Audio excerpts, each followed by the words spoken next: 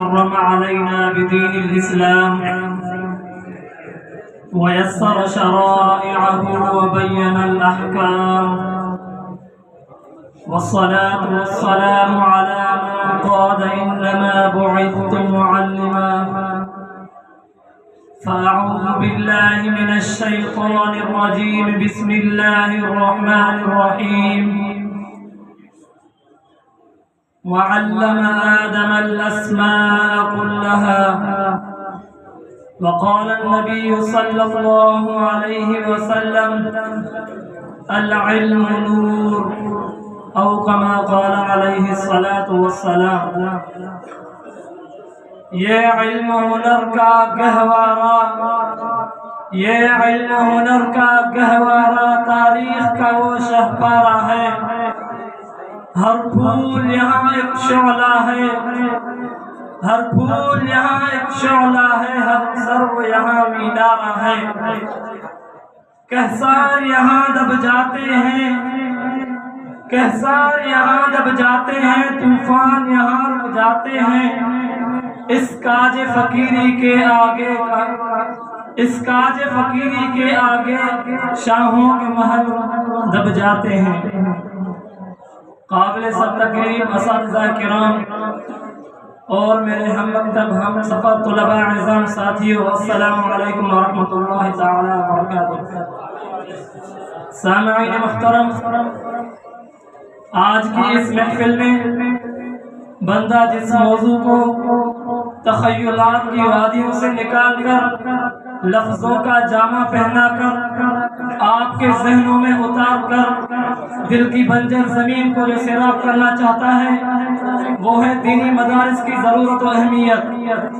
سامعین محترم، امت کی رہبری اور رہنمائی کے لیے جو سب سے پہلا مدرسہ قائم ہوا وہ غار حرا تھا، جس کا معلم اول رب کائنات، واسطہ اول جبرائیل امین، کتاب اول قرآن کریم، اور متعلم اول رحمت کائنات، اور مخاطبین اولین صحابہ اکرام رضوان اللہ تعالی علیہم اجمعین کی جماعت تھی.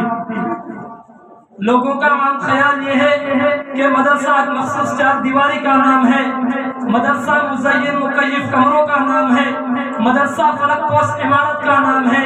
اس لیے وہ سمجھ بیٹھتے ہیں کہ مدرسوں کو گرا دیا جائے تو مدرسہ مٹ جائے گا. لیکن میں اس خیال کی پرزور تردید کرتا ہوں کہ مدرسہ سنگو حج کے ڈھیر کا نام نہیں، مدرسہ مزین مکیف کمروں کا نام نہیں، مدرسہ خوبصورت عمارتوں کا نام نہیں. اگر ایسا ہوتا تو آج ہم اس سادہ سے چبوترے کو مدرسہ نہ کہتے جہاں بیٹھ کر تعلیم حاصل کرنے والوں کو اصحاب صفہ کے نام سے یاد کیا جاتا ہے. اگر ایسا ہوتا تو دیوبند میں واقع اس انار کے درخت کے سائے کو ہم مدرسہ نہ کہتے جہاں محمود استاد نے محمود نامی شاگرد کو تعلیم دے کر ہزاروں مدارس کی بنیاد رکھی تھی.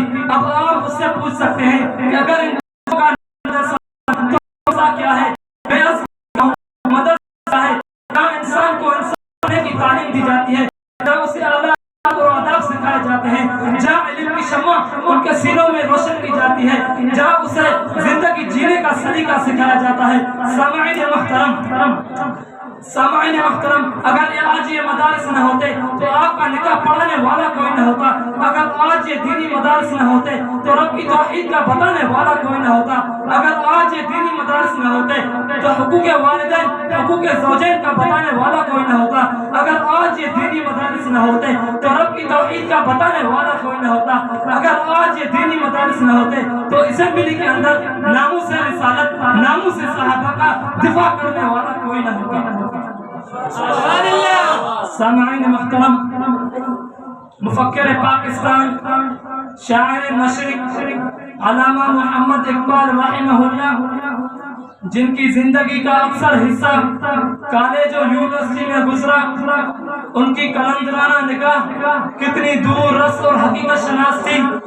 فرمایا ان مکتبوں کو اسی حالت میں رہنے دو، ان غریب مسلمانوں کے بچوں کو ان مدارس میں پڑھنے دو. اگر یہ ملا اور مدارس نہ رہے تو جانتے ہو کیا ہوگا؟ جو کچھ ہوگا میں اپنی آنکھوں سے دیکھ آیا ہوں. اگر آج برائے صغیر کے مسلمان ان دینی مدارس کے اثر سے محروم رہ گئے اسی طرح ہوگا جس طرح ادرس میں ہوا.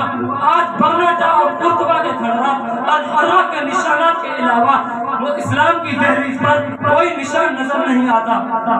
اس لیے علامہ محمد اقبال رحمہ اللہ نے کیا خوب کہا, اللہ سے جو کرے دور وہ تعلیم بھی فتنہ, اللہ سے جو کرے دور وہ تعلیم بھی فتنہ, املاک بھی اولاد بھی جاگیر بھی فتنہ, نا حق کے لیے جو اٹھے وہ شمشیر بھی فتنہ, شمشیر تو بڑی چیز ہے نعرہ تکبیر بھی فتنہ. اقول قولی ھذا استغفر.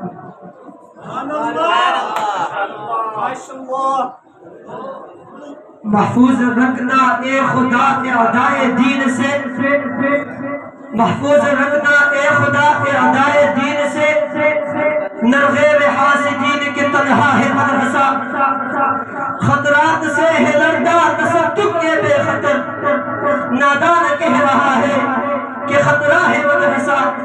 ماشاءاللہ بہت ہی خوبصورت انداز میں تقریر پیش کروا رہے تھے. اب اس کے بعد میں دعوت دینے جا رہا ہوں اپنے مقرر کو, اس کے آنے سے قبل اتنا ہی کہوں گا, محمد تھے پیغمبر صحابہ تھے ان کے دیوانے, محمد تھے پیغمبر صحابہ تھے ان کے دیوانے, ہم تو ہیں ان کے غلام وہ تھے ان کے پروانے, دلوں میں ہے محبت تو زبانوں پر ترانے ہیں, دلوں میں ہے محبت تو زبانوں پر ترانے ہیں, زمانے کو بتا دو ہم صحابہ کے دیوانے ہیں. تشریف لاتے ہیں طالب علم خلیل اللہ.